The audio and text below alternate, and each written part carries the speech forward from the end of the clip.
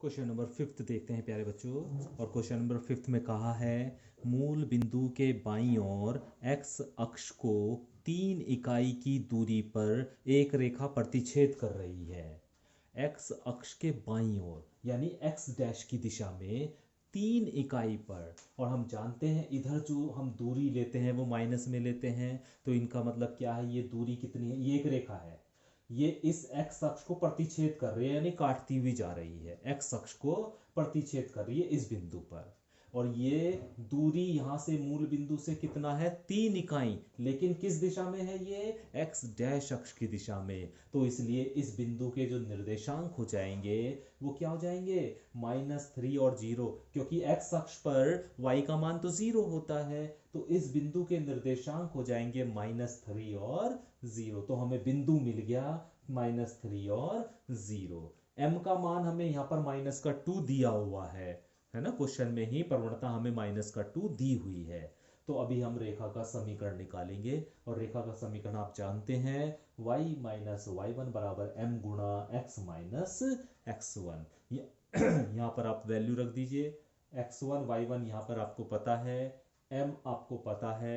जब वैल्यू रखेंगे तो ये समीकरण आपके पास आ जाएगी। तो यही वो रेखा का समीकरण यानी इस वाली रेखा का समीकरण हो जाएगा जो x अक्ष को प्रतिच्छेद कर रही है। ठीक है, किस बिंदु पर, -3 और 0 पर। तो प्यारे बच्चों, मुझे उम्मीद है कि ये जो दूरी है ये 3 इकाई दे रखी है, लेकिन उन्होंने कह रखा है कि x मूल बिंदु से बाईं ओर, मूल बिंदु से बाईं ओर, बाईं ओर का मतलब है इस वाली दिशा में x डैश पर, और x डैश पर दूरी कैसी लेते हैं हम, माइनस ही तो लेते हैं। तो इसलिए इस बिंदु के जो निर्देशांक हो गए वो -3 और 0 हो जाएंगे। ठीक है, क्वेश्चन नंबर 6 देखते हैं।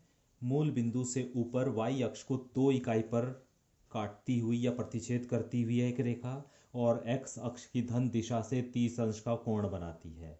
ऐसी एक रेखा है जो x अक्ष की धन दिशा से 30 अंश का कोण बनाती है तथा y अक्ष को 2 दूरी पर या 2 इकाई दूरी पर काटती है या प्रतिच्छेद करती है। उस रेखा का समीकरण ज्ञात करना है।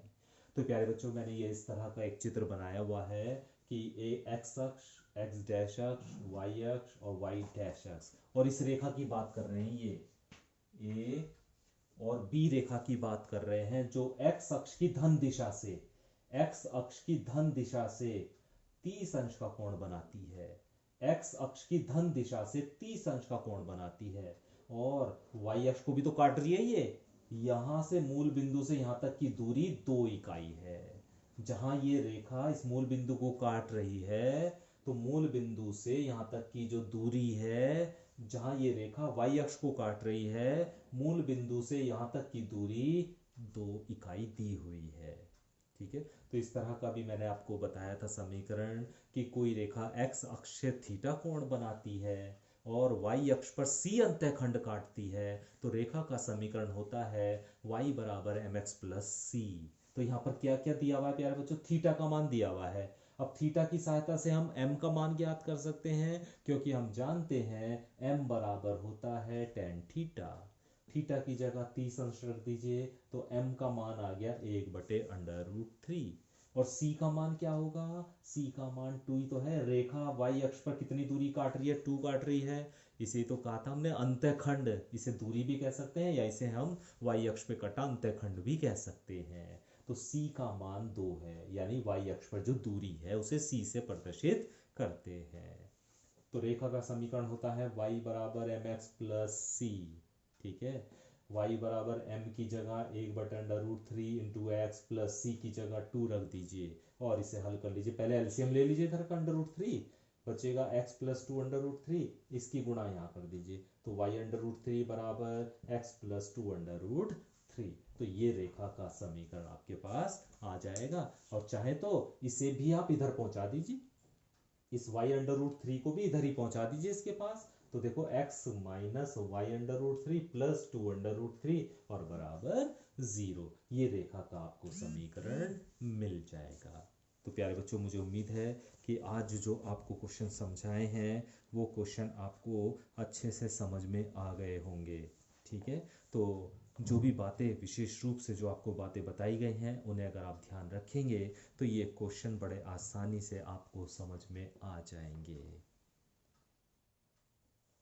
क्वेश्चन नंबर 7 देखिए प्यारे बच्चों, यहाँ पर आपको दो बिंदु दिए गए हैं, -1 और 2, -1 और 2 और -4, दो बिंदु आपको दिए गए हैं और हमें रेखा का समीकरण ज्ञात करना है। दो बिंदु से जाने वाली रेखा का समीकरण, रेखा का प्रवणता नहीं, रेखा का समीकरण ज्ञात करना है। तो ये भी आपको बताया जा चुका है प्यारे बच्चों कि दो बिंदु से जाने वाली रेखा का समीकरण होता है y minus y one equal to y2 minus y one upon x2 minus x1 into x minus x1। तो दो बिंदु से जाने वाली रेखा का समीकरण ये आ गया, x1 y1 x2 y2, इन वैल्यू को यहाँ पर रख दीजिए, हल कीजिए। हल करने के बाद आपको रेखा का समीकरण मिल जाएगा। देख लीजिए, y1 की जगह आप 1 रख दीजिए, y2 की जगह -4 रख दीजिए, y1 की जगह 1 रख दीजिए, अपॉन x2 की जगह 2 रख दीजिए और x1 की जगह -1 रख दीजिए, तो प्लस का 1 हो जाएगा। x माइनस x1 है ना, तो x1 की जगह आप 1 रख दीजिए माइनस का, तो प्लस का 1 हो जाएगा। ये 3 हो गया, माइनस का 5/3 हो गया, x प्लस 1 हो गया। अभी इस 3 की यहाँ पे मल्टीप्लाई कर लीजिए, तो 3y-3 इक्वल टू इस -5 के अंदर गुणा कर लीजिए, तो माइनस का 5x माइनस का 5 हो जाएगा। इन दोनों पदों को उठा के इधर ले आइए, तो ये 5x प्लस का हो जाएगा और इधर 3y है ही आपका, ये माइनस का 3 है ही, और ये 5 भी इधर आके प्लस का हो जाएगा और बराबर 0 बचेगा, है ना। तो 5x प्लस 3y और इसे हल करेंगे तो प्लस का 2 आ जाएगा बराबर 0। तो ये आपका रेखा का समीकरण हो जाएगा। इसी तरह प्यारे बच्चों क्वेश्चन नंबर 8 में कहा है कि रेखा का समीकरण ज्ञात कीजिए जिसकी मूल बिंदु से दूरी, लंबिक दूरी यानी मूल बिंदु से लंब की दूरी 5 इकाई है और लंब धन अक्ष से x अक्ष की धन दिशा से 30 अंश का कोण बनाता है। तो ये भी आपको बताया गया था कि यदि मूल बिंदु से एक लंब डाला गया है जिसकी लंबाई p है और जो लंब x अक्ष से थीटा अल्फा कोण बनाता है, तो उस रेखा का समीकरण क्या होता है। तो रेखा का समीकरण होता है प्यारे बच्चों x cos अल्फा जमा y sin अल्फा बराबर p। p का मतलब है लंबिक दूरी और x लंब जो है वो x अक्ष की धन दिशा से 30 अंश का कोण बना रहा है लंब, तो इसका मतलब अल्फा की वैल्यू आपको दी हुई है। ठीक है, तो यहाँ पे वैल्यू रख दीजिए, अल्फा की जगह 30 अंश रख दीजिए और p की जगह 5 रख दीजिए, cos 30 का मान रख दीजिए, sin 30 का मान रख दीजिए। इसे हल कर लीजिए, एलसीएम ले लेंगे हम इसका 2, तो बचेगा √3x प्लस वाई और बराबर 5। इस 2 की यहाँ पे मल्टीप्लाई कर दीजिए तो बचेगा √3x प्लस वाई बराबर 10।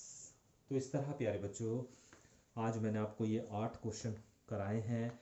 जो भी बातें आपको बताई गई थी उसी के आधार पर ये 8 के 8 क्वेश्चन आपको बताए गए हैं। इन सभी क्वेश्चंस को आप अच्छे से करने की कोशिश कीजिए, अच्छे से करिए ताकि आगे आने वाले क्वेश्चन में आपको सहायता मिल सके। Thank you.